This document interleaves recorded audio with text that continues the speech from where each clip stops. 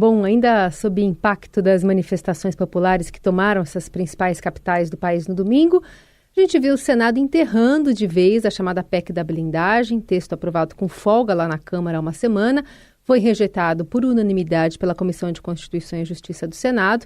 Havia até uma expectativa de que a proposta fosse ao plenário, para votação, mas o presidente do Senado, Davi Alcolumbre, descartou essa possibilidade, afirmando que o regimento da Casa não permitia tal situação e poderia abrir precedentes perigosos. Tendo em vista que a Comissão de Constituição e Justiça, no dia de hoje, de forma unânime, aprovou o parecer da lavra do senador Alessandro Vieira sobre essa proposta de emenda constitucional, concluindo no seu parecer pela sua inconstitucionalidade e injuridicidade e no mérito pela sua rejeição, esta presidência, com amparo regimental claríssimo, determina o seu arquivamento sem deliberação de plenário. Bom, Eliane, aí essa proposta que é super polêmica acabou morrendo no colo da Câmara, do presidente Hugo Mota, do padrinho no cargo Arthur Lira. Como é que está o clima aí entre as duas casas? Pois é, o clima esquentou. Enquanto a gente vai entrando na primavera e vai começando a ter ali uma mudança de clima no país, aqui no Congresso o clima esquentou. Por quê? Porque a Comissão de Constituição e Justiça, como você disse, Carolina, aprovou por unanimidade 26 votos a 0. Ou seja, gregos, troianos, governistas, bolsonaristas, esquerda, direita, todo mundo na CCJ do Senado votou contra e enterrou a proposta de blindar deputados e senadores que ficariam acima da lei. Foi importante ter sido simplesmente enterrada, porque se tivesse alguma mudança, vamos supor que a comissão defendesse alguma mudança, amenizar o texto, isso significaria que teria que passar pelo Senado, pelo plenário e depois voltar para a Câmara. E o que a Câmara faria? Reconstituiria o texto original. Então, a solução foi uma solução cirúrgica. Enterrar de vez, matar de vez a proposta, e o Davi Alcolumbre, que comandou todo esse processo, matou no peito. Chamou o plenário e disse: não vamos votar no plenário, não vamos mandar de volta, portanto, para a Câmara, e está decidido. Fim da PEC da blindagem. Isso, evidentemente, corresponde aos chamados anseios da sociedade, que foram muito bem manifestados no domingo em todas as capitais do país, e não apenas em capitais, mas abre ali uma guerra contra a Câmara. Lembrando que a Câmara aprovou essa proposta derrubada por unanimidade na CCJ do Senado por 344 votos, ou seja, foi um voto maciço. Então agora a expectativa é qual vai ser a reação da Câmara. Bom, então um tchau para a PEC da blindagem, mas um oi para o aumento da faixa de isenção do imposto de renda, que é um assunto que está lá na Câmara, mas o Senado entrou na briga também, Eliane, com o senador Renan Calheiros, que é adversário político do Arthur Lira, que está relatando essa matéria lá na Câmara. O Senado, numa comissão, aprovou a isenção. E agora, como é que fica esse embate? Exatamente. Então vocês vejam que são movimentos combinados, porque a CAI, que é a Comissão de Assuntos Econômicos, que é presidida pelo senador Renan Calheiros, que apesar de ser do MDB, é aliado do presidente Lula, aliado do governo, o senador Renan Calheiros simplesmente apresentou um projeto na terça-feira, alternativo, um projeto de isenção do imposto de renda até 5 mil reais por mês, e mantendo também a compensação, ou seja, de um aumento de taxação para quem ganha acima de 50 mil por mês ou 600 mil por ano. Esse projeto, portanto, é muito igualzinho ao projeto que o governo mandou para o Congresso, foi a parar na Câmara e a Câmara fechou a gaveta, trancou e deixou lá dormindo. Então, por que eu falei que são movimentos coordenados? Porque o Senado deu 2 recados para a Câmara. Primeiro, derrubou uma PEC do mal, né? Uma PEC para blindar deputados e senadores de investigações. E aprovou, ao mesmo tempo, uma proposta que é muito bem-vinda na sociedade, porque aumenta a faixa de brasileiros e brasileiras que não vão pagar imposto de renda. Portanto, o que o Senado fez? O Senado ficou em sintonia com a sociedade, fez o que a sociedade queria e fez também o que a sociedade não queria, quer dizer, não queria aprovar a PEC da blindagem e deixou a Câmara como, aspas, inimiga do povo. Então foram esses dois movimentos ontem, no mesmo dia, com muita rapidez, e agora a Câmara fica, vamos dizer, saltitante para saber como reagir a tudo isso. Há ali uma visão clara de dentro e de fora do Congresso, de que o Alcolumbre tem muito comando, muita força no Senado, e que o presidente da Câmara, Hugo Mota, não tem força, está muito fraco, muito sem comando, sem rumo na presidência da Câmara. Então, o embate, a polarização na Câmara vai prejudicando soluções que sejam não apenas em sintonia com a sociedade, mas que sejam necessárias, que sejam fundamentais para tomar. Então, o Hugo Mota precisa ganhar um pouco de musculatura, comer um pouco mais de feijão.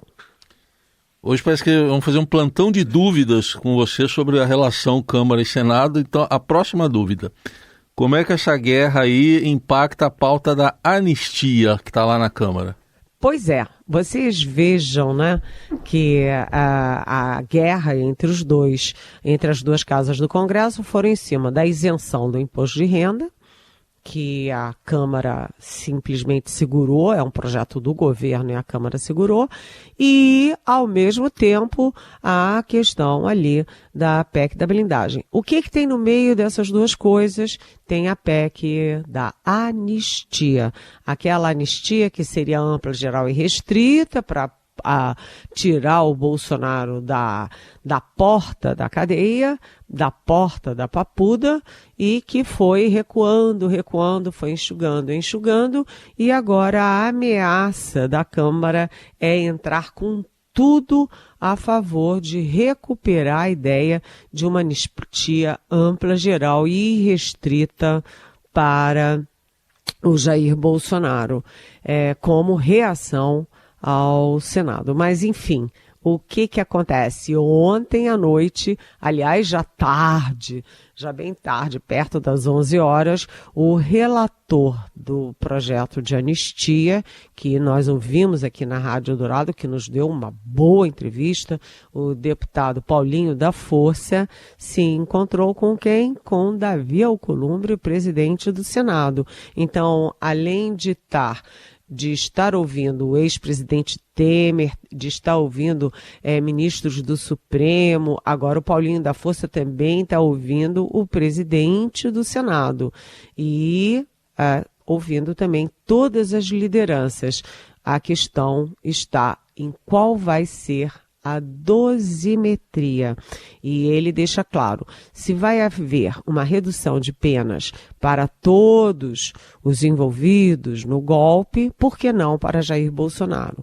Né? Se atinge um, tem que atingir todos, e se atinge todos, tem que atingir o um. né? Mas falar em reduzir de 27 anos e tanto para 16 anos já é um pouco demais. Aí a sociedade vai para a rua de novo. A temperatura está alta. Seguimos com a Eliane Cantanhede aqui conosco para continuar de olho nas discussões que envolvem chefias de Estado, né? Ontem, Eliane, a gente viu a manifestação também do presidente Lula sobre esse encontro ali de alguns segundos com o presidente Trump e o que pode vir por aí. Vamos ouvir um trechinho da manifestação. Eu tinha acabado meu discurso, eu já estava saindo, ia pegar minhas papeletas e ir embora quando o Trump veio pro meu lado, sabe? Com uma cara muito simpática, muito agradável, sabe? E eu acho que pintou uma química mesmo. Eu acho. Aquilo que parecia impossível, deixou de ser impossível e aconteceu. E eu fiquei feliz quando ele disse na COP que pintou uma química boa entre nós.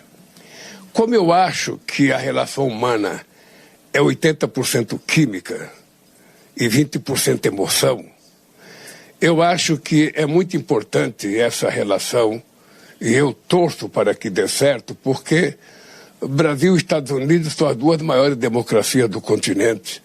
Nós temos muitos interesses empresariais, nós temos muitos interesses industriais, nós temos muitos interesses tecnológicos e científicos, nós temos muito interesse no debate sobre a questão digital e a inteligência artificial, nós temos muito interesse na questão comercial. Portanto, se nós somos as duas maiores economias e os dois maiores países do continente, não há porquê que Brasil e Estados Unidos vivam em momentos de conflito. Mas isso quer dizer também que Lula deve ir de peito aberto para essa conversa, Eliane? Aí é que está a história, dona Carolina Ercolim, porque peito aberto com Donald Trump é sempre muito arriscado, né? O Zelensky sabe disso, o Zelensky da Ucrânia, com quem, aliás, o Lula se encontrou também, discutiu a guerra da invasão da Rússia contra a Ucrânia, né? O Lula tinha uma relação meio distante, né, com o Zelensky, e os dois se encontraram. Mas o fato é o seguinte, há uma grande animação no Palácio do Planalto, no Itamaraty, nos meios econômicos, né, nos meios produtivos brasileiros com essa aproximação. Não é nem reaproximação, porque os dois nunca tiveram aproximação nenhuma, mas essa aproximação de Lula e Trump, que pode ser muito conveniente aos interesses do Brasil e também ao dos Estados Unidos.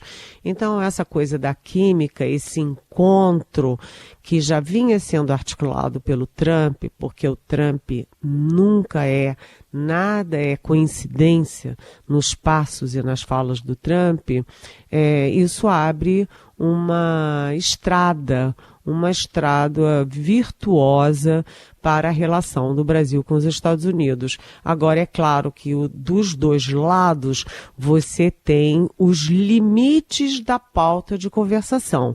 E do lado do Brasil, o limite é o seguinte: o Lula já disse claramente e publicamente que não vai discutir decisão judicial, decisão do Supremo Tribunal Federal com o Trump.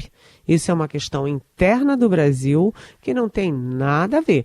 Ele não vai discutir política interna do Brasil com Trump, mas ele pode discutir, sim, caminhos para que o Trump possa rever a taxação cruel de 50% sobre produtos brasileiros. Uma das questões que está ali no tabuleiro, né, que está na mesa das conversas, é a questão das terras raras brasileiras, tão importantes para as novas tecnologias. Agora, você me pergunta do peito aberto, né, Carolina? E o peito aberto todo mundo muito animado, muito feliz, né? Os bolsonaristas arrasados, porque isso aí é uma reviravolta no jogo, né? Essa aproximação do Lula com o Trump é sinal de que o Trump está meio deixando o bolsonarismo para lá e o Bolsonaro para lá. Mas tem esse outro medo.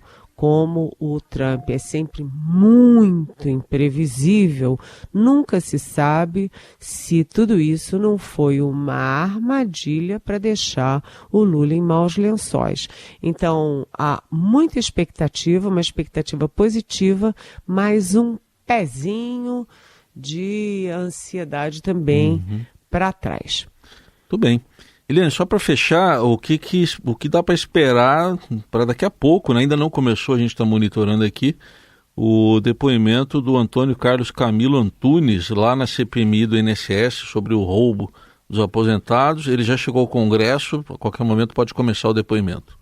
Pois é, esse cidadão, que é conhecido como careca do INSS, ele é considerado nas investigações da Polícia Federal como o chefe, o comandante, o líder daquele roubo, sabe, absurdo, inaceitável de aposentados e pensionistas. E ele é desse tipo de ladrão que gosta de ostentar, que deixa rastro.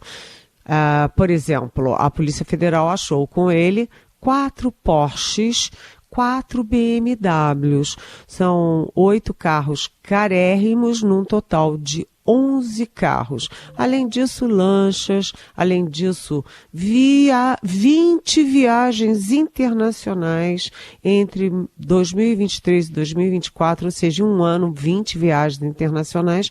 Gente, vamos combinar, não é para qualquer um, nem é só para passear, não é?